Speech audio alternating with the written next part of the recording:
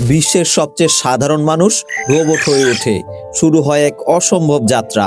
আজ আমি আপনাদের এমন এক চমকপ্রদ গল্প বলতে যাচ্ছি, যেখানে এক সাধারণ বৃদ্ধ রোবটের ক্ষমতা পেয়ে হয়ে ওঠেন অসাধারণ। পুরো গল্পটি জানতে ভিডিওটি শেষ পর্যন্ত দেখুন, কারণ সামনে এমন সব রহস্য উন্মোচিত হবে যা আপনার কল্পনারও বাহিরে।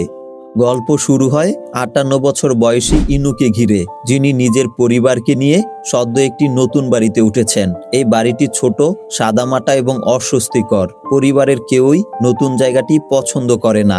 আগের তুলনায় এটি তাদের কাছে অনেক নিম্নমানের মনে হয়। তবুও ইনুর কাছে আর কোনো উপায় ছিল না। তার সীমিত আয়ের সংসারের খরচ চালানোই কঠিন হয়ে পড়েছে। পরিবারের সদস্যরা হলো স্ত্রী জেনি, ছেলে কায়েল এবং মেয়ে ম্যারি। কিন্তু ইনু তাদের প্রয়োজন পূরণ করতে ব্যর্থ হওয়ায় কেউ তার প্রতি সন্তুষ্ট নয়। সংসারের পরিবেশ হয়ে উঠেছে এক রকমের চাপা অসন্তোষে ভরা। অন্যদিকে ইনুর দৈনন্দিন জীবন যেন একঘেয়েমি আর অবহেলায় ভরা। প্রতিদিন ভিড় ঠেলে ট্রেন চেপে অফিসে যেতে হয়, সেখানেও কোনো শান্তি নেই। সহকর্মীরা তার প্রতি অসম্মানজনক আচরণ করে। কাজের চাপ, অবহেলা আর একাকিত্বের বোঝা তার জীবনে এক অদৃশ্য শূন্যতা তৈরি করে। একদিন অফিস থেকে ফিরে ইনু বাড়ির দরজার সামনে চুপচাপ বসেছিলেন। ঠিক এমন সময় হঠাৎ করে একটি কুকুর তার সামনে এসে দাঁড়ায়। ইনুর দৃষ্টি আকর্ষণ করে কুকুরটির গলায় বাঁধা চিরকুট। তাতে লেখা ছিল কুকুরটির নাম হানাকো। চিরকুটে আরও ছিল মালিকের একটি হৃদয় ছোঁয়া বার্তা, যেখানে কুকুরটির যত্ন নেয়ার জন্য আকুল আবেদন জানানো হয়েছিল। ইনু কিছুক্ষণ ভেবে দেখেন, হয়তো এই নিরীহ প্রাণী তার নিঃসঙ্গ জীবনের সামান্য হলেও আনন্দের কারণ হতে পারে। তবে যখন তিনি হানাকোকে ঘরে নিয়ে আসেন, তার স্ত্রী জেনি বিরক্ত হয়ে কুকুরটিকে বাইরে বের করে দিতে বলেন। পরিবারের আর কেউই হানাকোকে ভালোভাবে গ্রহণ করে না। তবুও ইনু কোনো কথা না বলে কুকুরটিকে নিজের কাছে রাখেন। সেদিন রাতে ইনু হঠাৎই শরীর খারাপ অনুভব করেন। দীর্ঘদিন ধরেই তিনি অসুস্থ ছিলেন, কিন্তু কাজ আর পারিবারিক চাপের কারণে চিকিৎসার সময় পাননি। পরের দিন সকালে তিনি ডাক্তারের কাছে যান এবং এক হৃদয় বিদারক সত্য জানতে পারেন। তার শরীরে মরণবিধি ক্যান্সার ছড়িয়ে পড়েছে। চিকিৎসক জানান তার হাতে মাত্র ৩ মাস সময় বাকি। এই খবর ইনুর মন ভেঙে দেয়। জীবনের সমস্ত কষ্ট, ত্যাগ আর স্বপ্নগুলো যেন মুহূর্তেই ফিকে হয়ে যায়। ভারাক্রান্ত মনে তিনি বাসায় ফিরে আসেন। সেদিন রাতে ডিনারের টেবিলে ইনু পরিবারের সবাইকে তার মরণব্যাধির কথা জানাতে চান, কিন্তু কেউ তার দিকে মনোযোগ দেয় না, বরং প্রত্যেকেই নিজের সমস্যা নিয়ে অভিযোগ করতে থাকে। ইনু উপলব্ধি করেন, সারা জীবন পরিবারের জন্য নিঃস্বার্থভাবে কষ্ট করেও আজ তার মনের কথা শোনার মতো কেউই নেই। তার চোখ অশ্রুতে ভরে ওঠে, কিন্তু তিনি কাউকে কিছুই বলেন না। ঠিক তখনই তার স্ত্রী আবার এসে হানাকোকে বাইরে বের করে দেওয়ার কথা বলেন। পরিবারের এই চাপা অসন্তোষ আর একাকিত্বের মধ্যে ইনু কুকুরটিকে নিয়ে বাহিরে চলে যান। বাহিরে হেঁটে হেঁটে তিনি অনেক দূর চলে যান। হতাশা আর যন্ত্রণায় ক্লান্ত ইনু একসময় মন স্থির করেন, হানাকোকে ছেড়ে দিয়ে নিজেকে মুক্ত করবেন। রাস্তার একপাশে হানাকোকে রেখে তিনি দ্রুত পালিয়ে যাওয়ার চেষ্টা করেন। ইনু যতই হানাকোকে ছেড়ে যেতে চান, ততই কুকুরটি তার পিছু নেয়। অবুঝ প্রাণীটি যেন কিছুতেই তার সঙ্গ ছাড়তে চায় না। ইনু দৌড়াতে দৌড়াতে একটি পার্কে গিয়ে থামেন। ক্লান্ত হয়ে পেছনে তাকালে দেখেন হানাকো তার সামনে বসে আছে। কুকুরটি নিষ্পাপ বিশ্বাসে ভরা চোখ দেখে ইনুর বুক ভেঙে যায়। তার চোখ থেকে অশ্রু গড়িয়ে পড়ে। কিছুক্ষণ পর ইনুর দৃষ্টি পড়ে পার্কের একটি বেঞ্চে বসে থাকা এক ছেলের দিকে। ছেলেটির নাম হিরো। তার চেহারায় স্পষ্ট হতাশার ছাপ। ইনু কিছু বলতে যাবেন, ঠিক তখনই আকাশ থেকে একটি উজ্জ্বল আলো নেমে আসে। আলোর তীব্রতা এত বেশি ছিল যে ইনুর চোখ বন্ধ হয়ে যায়। ভয় পেয়ে হানাকো দৌড়ে পালায়। ইনু কিছু বুঝে ওঠার আগেই একটি প্রচন্ড গর্জন শোনা যায়। আকাশ থেকে আগুনের একটি গোলা নেমে আসে এবং সোজা তার ও হিরোর দিকে আছড়ে পড়ে। কি ঘটলো তা ইনু বুঝতে পারে না। ঘটনার আকস্মিকতায় দুজনে আতঙ্কিত হয়ে দ্রুত সেখান থেকে পালিয়ে যান। পরদিন সকালে ইনু ধীরে ধীরে চোখ খোলেন। প্রথমে কিছু মনে করতে পারেন না, কিন্তু কিছুক্ষণ পর তিনি একটি বিস্ময়কর ব্যাপার লক্ষ্য করেন। চশমা ছাড়াই চারপাশে স্পষ্ট দেখতে পাচ্ছেন। পরদিন সকালে নাস্তায় ইনু পরিবারের সঙ্গে টেবিলে বসেন এবং তিনি স্যুপ খেতে শুরু করেন। কিন্তু খাওয়ার গতি এত দ্রুত ছিল যে পরিবারের সবাই থমকে তার দিকে তাকিয়ে থাকে। খাবার শেষ করেই ইনু নিজের ঘরে চলে যান। হঠাৎই তিনি শরীর থেকে এক ধরনের অস্বাভাবিক উত্তাপ বের হতে অনুভব করেন। অস্বস্তি বাড়তে থাকায় দ্রুত নিজের শার্ট খুলে ফেলেন। তখনই তিনি দেখতে পান তার ত্বকের নিচে এক ধরনের ধাতব আবরণ ফুটে উঠেছে। এরপর তার ডান হাত আচমকা বদলে যায়। এটি একটি অত্যাধুনিক অস্ত্রে রূপান্তরিত হয়। অস্ত্র থেকে বেরিয়ে আসতে থাকে স্যুপ, যা তিনি কিছুক্ষণ আগে খেয়েছিলেন। হতবাক হয়ে নিজের মুখ স্পর্শ করতে গিয়ে তিনি বুঝতে পারেন ঘাড়েও কিছু অস্বাভাবিক জিনিস রয়েছে। আতঙ্কে তিনি ঘাড় ধরে টান দেন, আর ঠিক তখনই তার মাথা থেকে মুখ আলাদা হয়ে যায়। শরীরের অদ্ভুত পরিবর্তনে তিনি পুরোপুরি হতভম্ব হয়ে যান। তিনি নিজের মাথার ভেতর দেখতে পান বিভিন্ন ধরনের তার আর সংযোগ। আয়নার সামনে দাঁড়িয়ে নিজের প্রতিফলন দেখে ভয়ে জমে যান। তার দুই হাত সম্পূর্ণ বদলে গেছে, মানুষের হাতের বদলে সেখানে মেশিনের মতো কিছু। এই দৃশ্য দেখে পাশেই থাকা হানাকো ভীত হয়ে চিৎকার করতে শুরু করে। কুকুরটির আতঙ্ক যেন পুরো ঘরে ভয়ের পরিবেশ সৃষ্টি করে। হানাকোর চিৎকার শুনে তার স্ত্রী জেনি ঘরে আসেন, কিন্তু আশ্চর্যের বিষয় হলো ঠিক তখনই ইনুর শরীর আবার স্বাভাবিক অবস্থায় ফিরে আসে। জেনি ঘরে ঢুকে কিছুই লক্ষ্য করেন না, শুধু বিরক্ত হয়ে হানাকোর চিৎকারের জন্য ইনুকে দোষারোপ করেন এবং ঘর থেকে বেরিয়ে যান। ইনু তার শরীরে ঘটে যাওয়া এই অদ্ভুত পরিবর্তনের অর্থ খুঁজতে তিনি ভাবতে থাকেন, এই পরিবর্তন কি আগুনের গোলার কারণে? হিরোর গল্প অন্যদিকে মোড় নেয়। পরদিন সকালে তাকে তার একমাত্র বন্ধু চকোর বাড়িতে দেখা যায়। চকো দীর্ঘদিন ধরে স্কুলে যায় না। স্কুলের সহপাঠীদের অত্যাচার থেকে বাঁচতে সে নিজেকে গুটিয়ে রেখেছিল। তবে আজ হিরো তাকে স্কুলে নিয়ে যেতে এসেছে, কারণ আগের রাতে ঘটে যাওয়া সেই অদ্ভুত ঘটনার পর হিরো নিজেকে সম্পূর্ণ বদলে যেতে দেখেছে। এখন সে শক্তিশালী, আর তার মনে হয়েছে সে চকোকে সবার কাছ থেকে রক্ষা করতে পারবে। বারান্দায় দাঁড়িয়ে দুজন গল্প করছিল। হঠাৎই হিরোর নজর পড়ে একটি পাখির দিকে। মজার ছলে সে আঙ্গুল তুলে গুলি করার ভান করে। ঠিক তখনই তার আঙ্গুল থেকে একটি বাস্তব গুলি ছুটে বের হয়, যা পাখিটিকে আঘাত করে। পাখিটি মাটিতে পড়ে যায়। চকো হতবাক হয়ে যায়। সামনে ঘটে যাওয়া অলৌকিক ঘটনাটি সে বিশ্বাস করতে পারছিল না। এরপর হিরো চকোকে একটি গ্যারেজে নিয়ে যায়। সেখানে নিজের নতুন শক্তি প্রদর্শন করতে শুরু করে। একের পর এক গাড়ি ভেঙে ফেলে এবং নিজের শার্ট খুলে ফেলে। তার শরীর মেশিনের মতো উন্নত অস্ত্রে রূপান্তরিত হতে শুরু করে। চকো বিস্ময়ে মূর্তির মতো দাঁড়িয়ে থাকে, আর হিরো বলে ওঠে, আমি আর সাধারণ মানুষ নই, আমি এখন একজন সুপার হিরো। অন্যদিকে ইনু তখনও নিজের মধ্যে থাকা ক্ষমতা সম্পর্কে পুরোপুরি অজ্ঞ।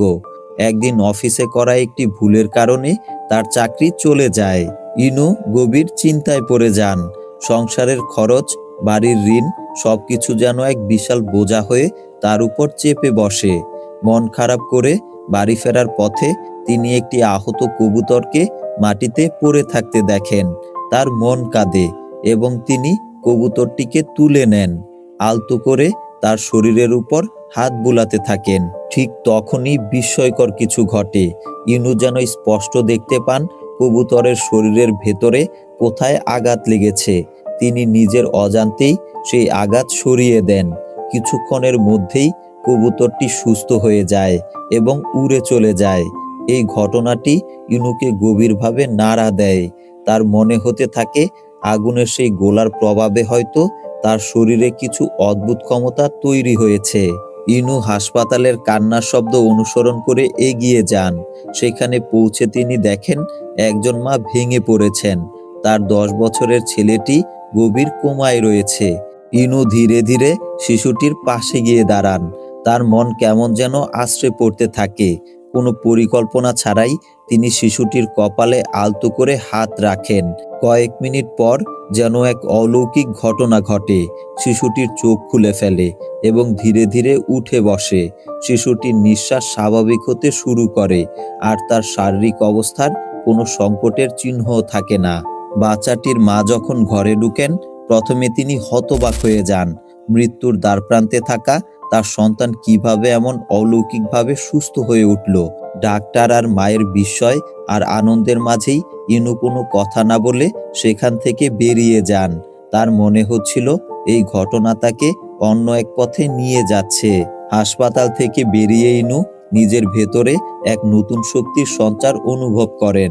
এই প্রথমবারের মতো তিনি নিজের মধ্যে আনন্দ অনুভব করেন। পরের দিন স্কুলের পরিবেশ ছিল বেশ উত্তেজনাপূর্ণ।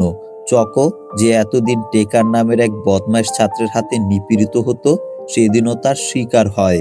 টেকার ঠাট্টা করতে করতে চকোকে অপমান করতে শুরু করে, কিন্তু এবার পরিস্থিতি বদলে যায়, কারণ সেখানে উপস্থিত ছিল হিরো। টেকার সামনে এসে হিরোর কলার চেপে ধরে।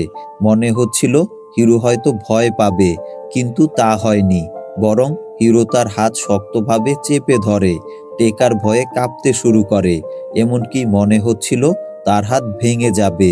হিরো কড়া স্বরে টেকারকে সতর্ক করে এবং চকোর কাছ থেকে চুরি করা টাকা ফেরত দিতে বলে, কিন্তু ভয়ে কাঁপতে থাকা টেকার জানায় তার কাছে সেই টাকা নেই। তখন হিরো আঙ্গুল তুলে টেকারের দিকে তাক করে, আর আমরা বুঝতে পারি সে হয়তো গুলি চালাতে যাচ্ছে। ঠিক সেই মুহূর্তে চকো দ্রুত এগিয়ে আসে এবং হিরোকে থামায়। যদিও চকো টেকারের প্রতি প্রচণ্ড রাগ পুষে রেখেছিল, তবুও সে চায়নি টেকার শারীরিকভাবে ক্ষতির শিকার হোক। কিছুক্ষণ চকোর দিকে তাকিয়ে থাকার পর হিরো অবশেষে টেকারকে ছেড়ে দিয়ে সেখান থেকে বেরিয়ে যায়। স্কুল থেকে বেরিয়ে যাওয়ার পর শিন নামের একটি মেয়ে হিরোর পেছনে দৌড়ে আসে। শিন অনেক সাহস করে হিরোকে থামিয়ে তার মনের কথা জানায়। সে বলে সে অনেক দিন ধরেই হিরোকে পছন্দ করে। হিরো শিনের সাহসিকতায় খুশি হয়। যদিও তাদের কথোপকথন খুব সংক্ষিপ্ত ছিল, তা ছিল আন্তরিক এবং আবেগপূর্ণ। শিনের সরল স্বীকারোক্তি হিরোর মনকে কিছুটা নরম করে। কিছুক্ষণ পর হিরোর মা তাকে ফোন করেন। তিনি জানান যে তার বাবার শারীরিক অবস্থা ভালো নয় এবং তিনি হিরোর সঙ্গে দেখা করতে চান। মা তাকে রাতের ডিনারে বাবার বাড়িতে যাওয়ার জন্য অনুরোধ করেন।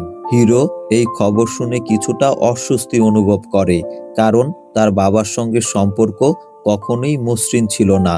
তাদের মধ্যে ভুল বুঝাবুঝি আর দূরত্ব অনেক পুরনো। তার বাবা, যিনি কোনো কারণ ছাড়াই একদিন তাকে এবং তার মাকে ছেড়ে চলে গিয়েছিলেন, তবুও মায়ের অনুরোধে সে রাজি হয়। বাড়িতে পৌঁছে সে বাবার মুখোমুখি হয়। তার বাবা তাকে কিছু টাকা দিয়ে সহানুভূতি দেখানোর চেষ্টা করেন, কিন্তু হিরোর চোখে এই সহানুভূতি কেবল ভান ছাড়া আর কিছুই নয়। ডিনারের সময় তার পরিচয় হয় সৎমা এবং দুই সৎ ভাইয়ের সঙ্গে। যদিও সৎমা এবং ভাইরা তাকে স্বাভাবিকভাবে গ্রহণ করতে চেয়েছিল, বাবার প্রতি তার ক্ষোভ এই নতুন সম্পর্কগুলোকে ছাপিয়ে যায়। ডিনারের পর হিরোর মনের ভেতর বাবার প্রতি ক্রোধ আরো বেড়ে যায়। সে অনুভব করে বাবাকে শাস্তি দেওয়া উচিত। আবেগের বশে সে বাবার দিকে আঙুল তাক করে, তার সুপার পাওয়ার ব্যবহার করতে চায়, কিন্তু তার দুই সৎ ভাই এটিকে মজার খেলা ভেবে নিজেদের আঙুল দিয়ে একইভাবে তাক করে। এই দৃশ্য দেখে হিরো নিজেকে থামায়, কিন্তু তার অস্থিরতা কমে না।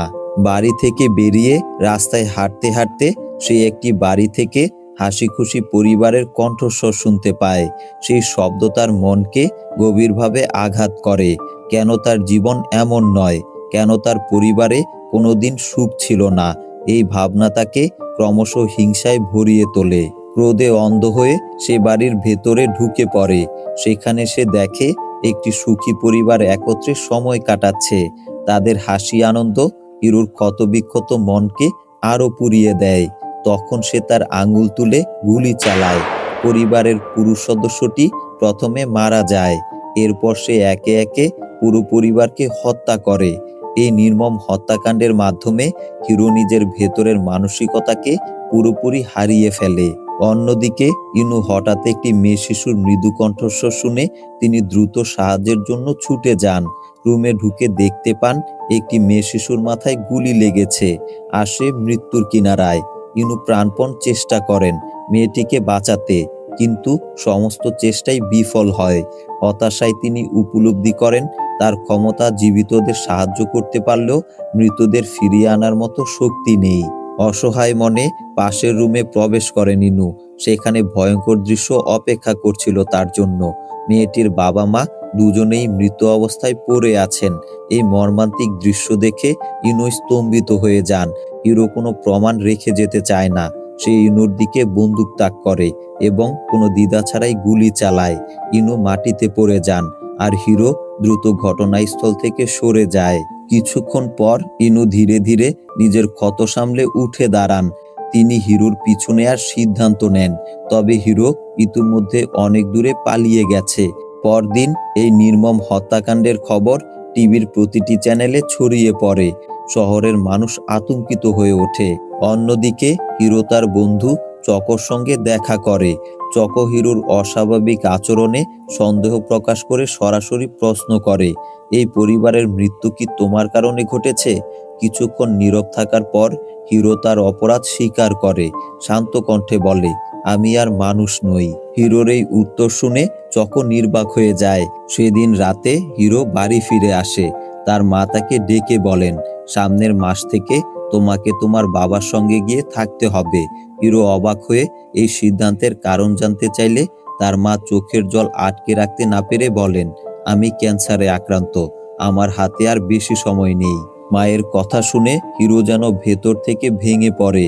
মাকে শক্ত করে জড়িয়ে ধরে সে আবেগে কাঁদতে কাঁদতে বলে, আমি তোমাকে ছাড়া থাকতে পারবো না। সেই রাতে হিরো প্রথমবারের মতো নিজের অসহায়ত্ব অনুভব করে। অন্যদিকে ইনু তখন তার চাকরি হারানোর বেদনায় ভেঙে পড়েছিল। জীবন তাকে কোন দিকে নিয়ে যাচ্ছে সেটি যেন সে নিজেও বুঝে উঠতে পারছিল না। এমন সময় পার্কের দিক থেকে একটি কণ্ঠ শোনা যায়, যেখানে কেউ একজন সাহায্যের জন্য প্রার্থনা করছে। দেরি না করে ইনু তার সঙ্গী হানাকোকে নিয়ে দ্রুত সেখানে ছুটে যায়। পার্কে গিয়ে দেখে চকো একটি বেঞ্চে বসে আছে, তার মুখ বিষণ্ণতায় ঢাকা। চকো প্রার্থনা করছিল যেন হিরোকে থামানো যায়, যাতে সে আর কোনো নিরীহ মানুষের জীবন কেড়ে নিতে না পারে। ইনু এগিয়ে গিয়ে চকোর সঙ্গে কথা বলতে শুরু করে। কিছুক্ষণ কথোপকথনের পর ইনু তাকে সেই রাতে ঘটে যাওয়া অদ্ভুত ঘটনার কথা জানায়, যখন সে এবং হিরো তাদের বিশেষ ক্ষমতা লাভ করেছিল। ইনু বলে, সেই রাতে আমরা দুজন পাশাপাশি বসেছিলাম। হঠাৎ একটি বিশাল বিস্ফোরণ ঘটে। তারপর থেকে আমাদের কিছুই মনে নেই, কিন্তু বিস্ফোরণের পরই আমরা দুজন অদ্ভুত শক্তি অর্জন করি। চকো চিন্তিত মুখে ইনুকে জিজ্ঞাসা করে, তোমার কোনো দুর্বলতা আছে কি? যদি হিরোর দুর্বলতাও একই হয়, তবে সেটি ব্যবহার করে তাকে থামানো যেতে পারে। ইনু কিছুক্ষণ ভেবে বলে, স্যুপ, এটি আমার দুর্বলতা। একদিন স্যুপ খেয়ে আমি বুঝতে পারি এটি আমার শরীর থেকে সমস্ত শক্তি কেড়ে নেয়। এরপর ইনু আরো স্বীকার করে যে সে এখনো পুরোপুরি তার ক্ষমতাগুলো সঠিকভাবে ব্যবহার করতে শিখতে পারেনি। চকো এটি শুনে একটি সিদ্ধান্ত নেয়। সে ইনুকে প্রশিক্ষণ দিতে শুরু করে, যাতে ইনু হিরোর বিরুদ্ধে লড়াই করতে প্রস্তুত হতে পারে। প্রথমে চকো ইনুকে আঙ্গুল থেকে গুলি ছোড়ার প্রশিক্ষণ দেয়। শুরুতে ইনু একবারও সফল হতে পারে না, কিন্তু চকোর ধৈর্যশীল নির্দেশনা এবং ইনুর নিজের প্রচেষ্টার ফলে বারবার চেষ্টার পর সে সফল হয়। ধীরে ধীরে তার আঙ্গুল থেকে নির্ভুলভাবে গুলি ছোড়া শুরু হয়। কিছুক্ষণ প্রশিক্ষণের পর ইনু ক্লান্ত হয়ে একটি বোতল থেকে পানি পান করে, কিন্তু হঠাৎই তার শরীর থেকে সমস্ত পানি বের হয়ে যেতে শুরু করে আর সে ভীষণ দুর্বল হয়ে পড়ে। এই অদ্ভুত ঘটনা দেখে চকো দ্রুত বোতলটি হাতে তুলে নেয়।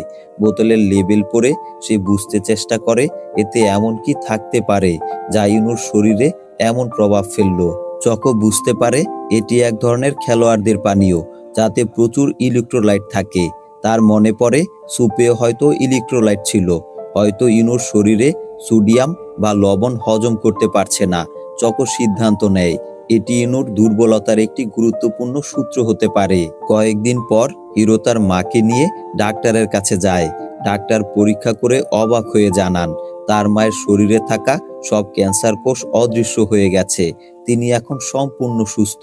এই খবর শুনে হিরো ও তার মা আনন্দে আত্মহারা হয়ে বাড়ি ফেরার পথে বেরিয়ে পড়েন। বাড়ি ফেরার সময় আমরা বুঝতে পারি হিরো যখন মাকে জড়িয়ে ধরেছিল তখন তার বিশেষ ক্ষমতা মায়ের শরীর থেকে রোগ সারিয়ে তুলেছিল। বাড়ি ফেরার পথে হঠাৎ কিছু পুলিশ তাদের পথ আটকে দেয়। পুলিশ জানায় একটি পরিবারের হত্যাকাণ্ডে হিরো সন্দেহভাজন, কারণ সিসিটিভি ফুটেজে ঘটনাস্থলের কাছাকাছি তাকে দেখা গেছে। গ্রেফতার করার চেষ্টা করলে হিরো ভয় পেয়ে পালিয়ে যায়। পুলিশ তার পিছু ধাওয়া করে, কিন্তু এক পর্যায়ে হিরো বাধ্য হয়ে আত্মরক্ষার জন্য 3 জন পুলিশকে গুলি করে পালিয়ে যায়। কয়েক ঘন্টার মধ্যেই এই খবর টিভিতে প্রচারিত হয়। সারা দেশে এই ঘটনা আলোড়ন তোলে। এদিকে হিরো তার পুরনো স্কুলের বন্ধু সিনের সঙ্গে দেখা করে। সিন তাকে নিজের বাড়িতে নিয়ে যায় এবং বলে, আমাদের বাড়িতে শুধু আমি আর আমার দাদি থাকি, তুমি যতদিন চাইবে এখানে নিরাপদে থাকতে পারবে। অন্যদিকে টিভির সংবাদে যখন হিরোর মাতার ছেলের অপরাধের খবর দেখতে পান, তখন তিনি হতবাক হয়ে যান। কিছুক্ষণের মধ্যেই মিডিয়া তার বাড়ি ঘিরে ধরে। সাংবাদিকরা তার ব্যক্তিগত জীবন নিয়ে নানা প্রশ্ন করতে থাকে। ছেলের অপরাধের কারণে সামাজিকভাবে চরম লজ্জা ও চাপ সহ্য করতে না পেরে তার মা মৃত্যুবরণ করেন। হিরো এই খবর শুনে ভেঙে পড়ে। হতভম্ব হয়ে ইন্টারনেটে বিভিন্ন চ্যাট ও আলোচনায় চোখ বুলাতে থাকে, যেখানে তার অপরাধ নিয়ে তর্ক বিতর্ক চলছে। তার মাকে নিয়ে ছড়ানো বিভিন্ন গুজব ও অপরাধের কথা চিন্তা করে হিরো প্রতিশোধ নেয়ার সিদ্ধান্ত নেয়। ইন্টারনেটের একটি চ্যাটে এক যুবক মন্তব্য করে যে সে রিপোর্টারদের সঙ্গে হিরোর মায়ের বাড়িতে গিয়েছিল। এই মন্তব্যের জন্য চ্যাটের অন্য সদস্যরা তাকে প্রশংসায় ভাসায়, কিন্তু এই ঘটনায় হিরোকে প্রচণ্ড ক্ষুব্ধ করে তোলে। রাগে দিশেহারা হিরো সেই যুবককে ভিডিও কলে ডাকে। যুবকটি প্রথমে ভীষণ খুশি হয়। যে ব্যক্তি সারা দেশের আলোচনার কেন্দ্রবিন্দু, সে এখন তার সঙ্গে কথা বলছে। কিন্তু সেই আনন্দ বেশি সময় টেকেনি। হিরো হঠাৎ তার আঙ্গুল স্কিনের দিকে তাক করে গুলি ছোড়ে। যুবক আতঙ্কিত হয়ে প্রাণ ভিক্ষা চেয়েছিল, কিন্তু হিরো একবার শুরু করার পর থামেনি। যুবককে শেষ করে হিরো চ্যাটের প্রত্যেক সদস্যকে খুঁজে বের করে, যারা যুবকটির মন্তব্যে সমর্থন জানিয়েছিল। একইভাবে তাদের সবাইকে হত্যা করে। হিরোর এই নিষ্ঠুর কর্মকাণ্ড গোটা দেশে তোলপাড় সৃষ্টি করে। মিডিয়া ও সাধারণ মানুষের মধ্যে আতঙ্ক ছড়িয়ে পড়ে। পুলিশের সদর দপ্তরেও বিশাল আলোড়ন ওঠে। হিরোকে যে কোনো মূল্যে থামানোর নির্দেশ দেয়া হয়। এক রাতে শিন হিরোর সঙ্গে কথা বলার সময় জানতে পারে সেই সুখী পরিবারের নির্মম হত্যাকাণ্ডের জন্য হিরোই দায়ী। শিন স্তব্ধ হয়ে যায়। ভালোবাসার মানুষটি যে এত ভয়ঙ্কর কাজ করতে পারে তা তার কল্পনারও বাহিরে ছিল। শিন কিছু বলার আগেই হিরো তাকে নিজের বাহুতে তুলে নিয়ে আকাশে উড়ে যায়। আকাশে ভেসে থাকা অবস্থায় শিন চিন্তায় মগ্ন হয়ে পড়ে। পরিবারের হত্যাকাণ্ডের ঘটনা তার মনে বারবার ফিরে আসে। সে কান্নায় ভেঙে পড়ে। তবুও শিন হিরোকে আশ্বস্ত করে, আমি তোমার সঙ্গ কখনোই ছেড়ে যাব না। তারা দুজন বাড়ি ফিরে আসে। শিন তখন পানির গ্লাস হাতে নিচ্ছিল। ঠিক সেই সময় পুলিশ অস্ত্র হাতে ঘরে ঢুকে পড়ে। শিন ভয়ে চিৎকার করে হিরোকে পালাতে বলে, কিন্তু হিরো পালানোর কোনো চেষ্টা না করে শিনকে কোলে তুলে মেঝেতে ফেলে দেয়। তার উদ্দেশ্য ছিল শিনকে সুরক্ষিত রাখা।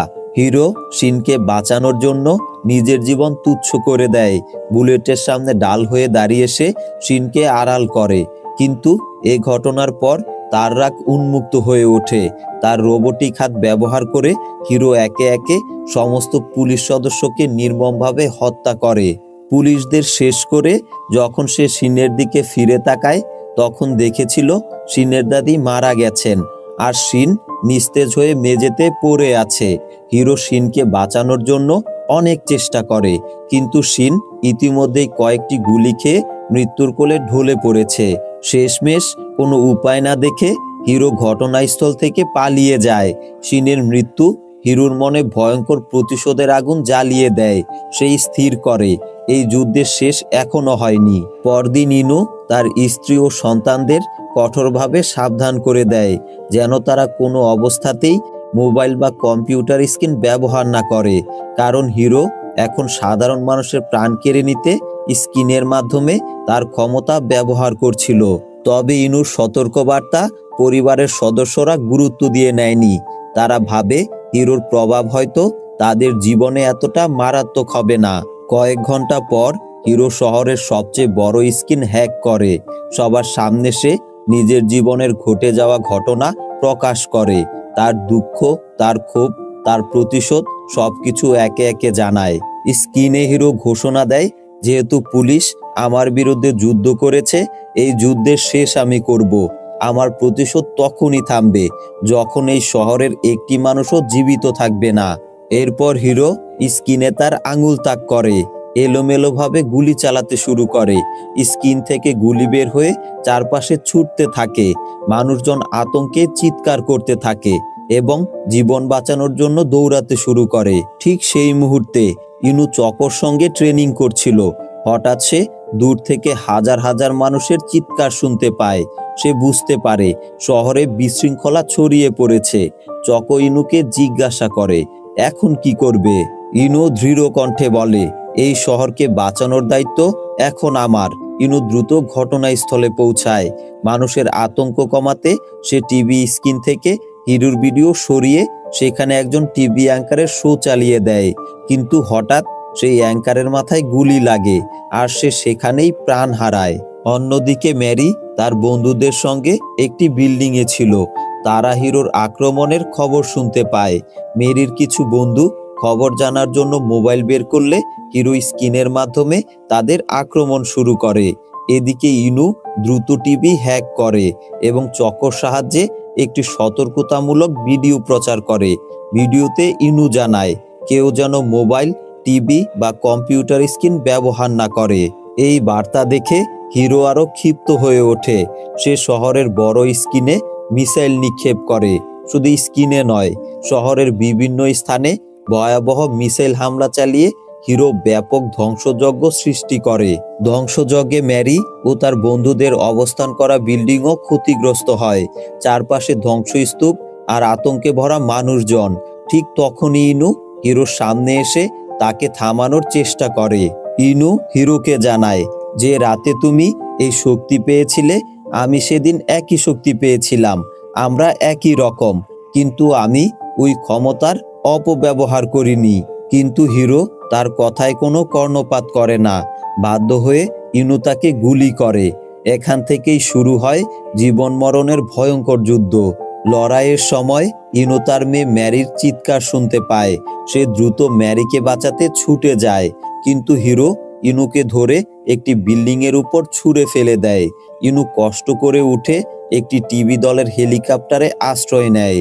হিরো তাতেও থেমে যায় না।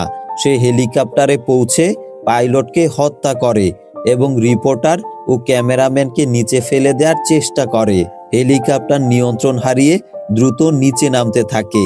ইনু ক্যামেরাম্যানকে ধরে বিল্ডিং এর ছাদে লাফ দেয় এবং তাকে নিরাপদে পৌঁছে দেয়। কিন্তু হিরো সেখানে পৌঁছে ক্যামেরাম্যানকে গুলি করে হত্যা করে। হিরো ইনুর সামনে দাঁড়িয়ে প্রস্তাব দেয়, আমার সঙ্গে যোগ দাও। আমরা দুজন একসঙ্গে এই পৃথিবী শাসন করতে পারি। কেউ আমাদের থামাতে পারবে না। ইনু তার চোখে দৃঢ়তা নিয়ে জবাব দেয়, তোমার ক্ষমতার লোভ তোমাকে অন্ধ করেছে। এই শক্তি মানুষের কল্যাণে ব্যবহার করার জন্য, ধ্বংসের জন্য নয়। আমি কখনোই তোমার পথে হাঁটবো না। হিরো তখন পানি পান করার জন্য একটি বোতল হাতে নেয়। ইনু মুহূর্তের মধ্যে বোতলে গুলি চালিয়ে সেটি ফেলে দেয়। এরপর ইনু তার সঙ্গে থাকা সোডিয়ামযুক্ত পানির বোতল হিরোর দিকে ছুঁড়ে মারে। সোডিয়াম শরীরে প্রবেশ করার পর হিরোর শক্তি ক্ষয় হতে শুরু করে। তার শরীরের সিস্টেমে গোলযোগ দেখা দেয়, কিন্তু তাতেও সে থামতে রাজি নয়। তাদের তীব্র লড়াই একসময় পৃথিবীর সীমা ছাড়িয়ে মহাকাশে পৌঁছে যায়।